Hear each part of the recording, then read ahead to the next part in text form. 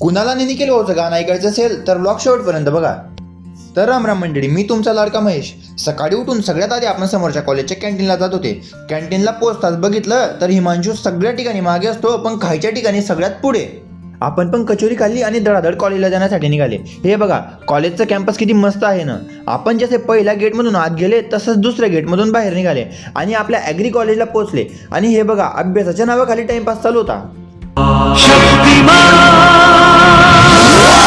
आपला पेपर संपला आणि फायनली तो गाण्याचा क्षण आला.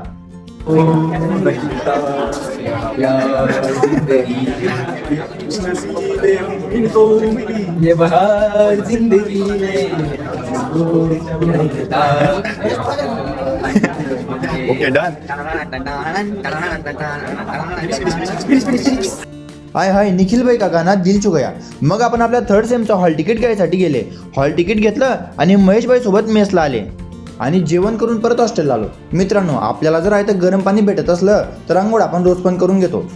आपण आंघोळ करून परत आले तोपर्यंत त्यांनी रूम चमकवून टाकला होता. त्यांना शाबाशी देऊन आपण चहा घेण्यासाठी निघाले. एकदम चहा घेतली आणि जेवण करून परत हॉस्टेलला आले. जय श्रीराम.